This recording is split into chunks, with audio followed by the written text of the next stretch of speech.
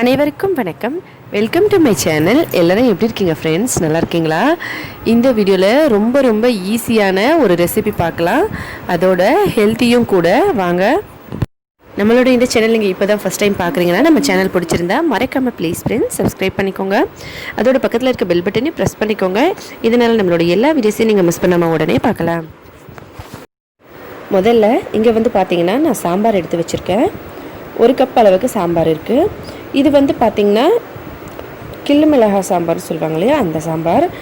நீங்கள் உங்களுக்கு எது மிச்சமாக இருக்கோ, சட்னியோ இல்லை பொரியலோ இல்லை காரக்குழம்போ எது அதிகமாக இருக்குது மீந்துருச்சோ அதை எடுத்துக்கோங்க. நான் இங்கே 1 கப் அளவுக்கு எடுத்திருக்கேன். இதில் ஒரு பச்சை மிளகாய் சேர்த்துக்கலாம்.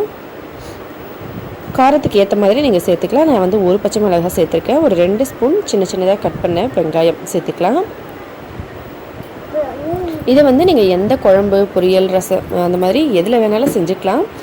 கொஞ்சம் இது உங்களுக்கு ஒரு வேளை பொரியல் வச்சு செஞ்சுருந்தா இது கொஞ்சம் கெட்டியாக இருக்கனால உங்களுக்கு கன்ஃபியூஸ் வரலாம். அதனால தான் கொஞ்சம் தண்ணியாக இருக்க சாம்பாரில் வச்சு நான் இதை செஞ்சு காட்டுறேன்.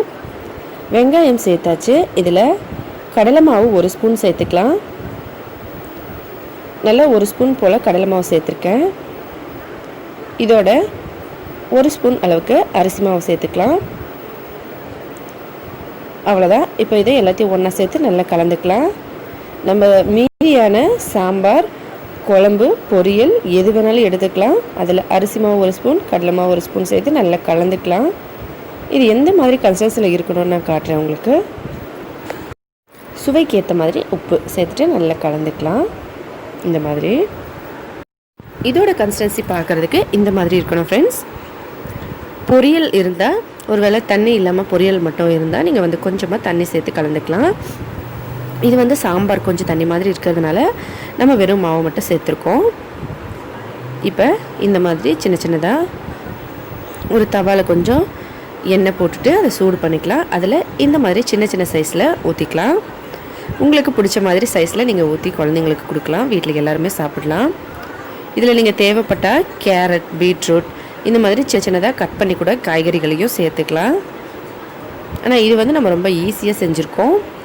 கொஞ்சமாக இந்த மாதிரி எண்ணெய் எல்லா சைட்லேயும் போட்டுட்டு இதை நல்லா வேக வைக்கலாம். முக்கியமாக மூடி போட்டுட்டு ஸ்லோவான மீடியம் ஃப்ளேமில் வச்சு இதை வேக விடுங்க. ஸ்லோவாக இருக்கட்டும், அப்போ தான் மாவு நல்லா வெந்து வரும்.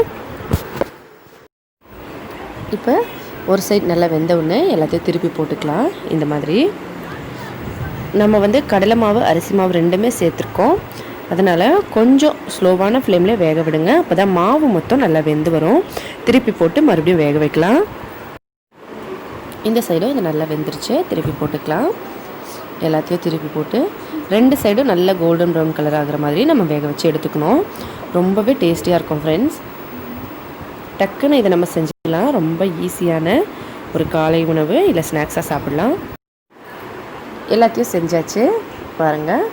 இது ஒரு 12 பீஸ் வந்தது. நான் 1 கப் சாம்பார் எடுத்தேன். அதில் 12 பீஸ் வந்திருக்கு. கண்டிப்பாக ட்ரை பண்ணி பாருங்கள் ஃப்ரெண்ட்ஸ். ரொம்ப டேஸ்டியாக இருக்கும். ஹெல்த்தியானது கூட. ட்ரை பண்ணி பார்த்துட்டு மறக்காமல் கமெண்ட்ஸில் சொல்லுங்கள் எப்படி இருந்ததுன்னு.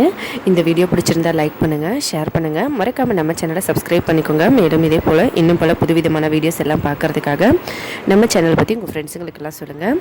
நம்ம சேனல் பிடிச்சிருந்தால் மறக்காமல் சப்ஸ்கிரைப் பண்ணிக்கோங்க. ஹெல்த்தியான சமையலாக வீட்டிலே சமைச்சு சாப்பிட்டு ஹெல்த்தியாகவும் சந்தோஷமாக இருங்க. இந்த வீடியோவை பார்த்த அனைத்து நண்பர்களுக்கும் மிக்க நன்றி. வணக்கம்.